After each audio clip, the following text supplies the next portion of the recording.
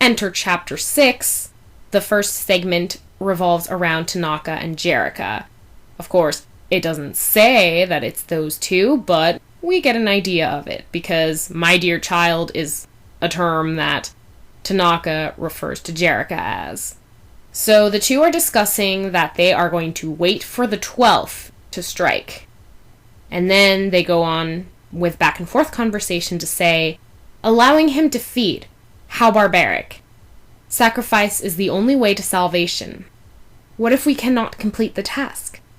Then all is lost, my dear child. All is lost.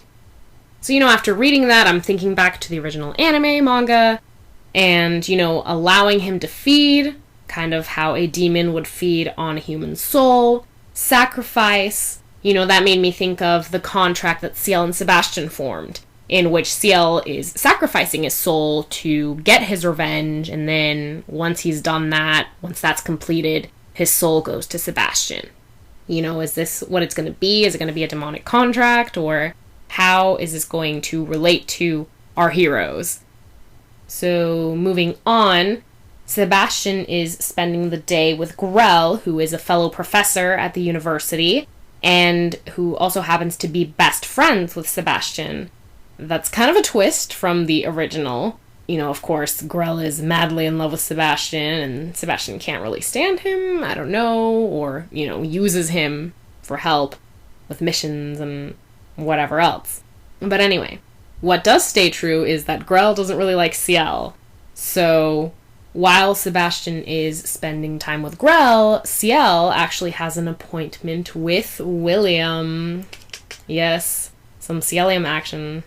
Anyway, Will is the head dean, and he is also Sebastian's new boss. Will happened to come across some of Sebastian's work, he took interest in it, and he even requested or asked of Sebastian, hey, why don't you come to London, teach here, you'll get good pay, etc. And Sebastian declined.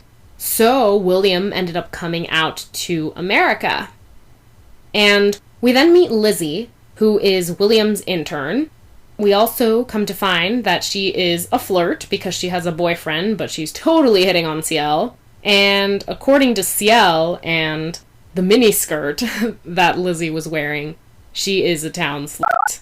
She had gotten up from her desk and she went to inform William that Ciel is here. And then, prepare yourselves, people.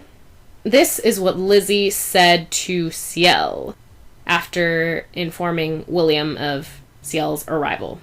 He'll be with you in a minute. He needs to finish off or something. And, guys, that's not all.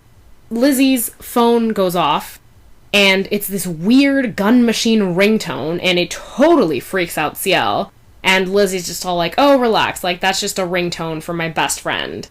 And the way they greet each other is just crazy. And so Ciel just sees this whole situation as beyond insane. And then at one point after the cell phone went off, Ciel's like, oh, why does she have that ringtone? And Lizzie's like, oh no, the best friend is a he, not a she. So just randomly, the way they greeted each other, I don't know why, but my thoughts went to Aloise. And my thought is, Lizzie and Aloise are best friends. And, I want to know your thoughts on that.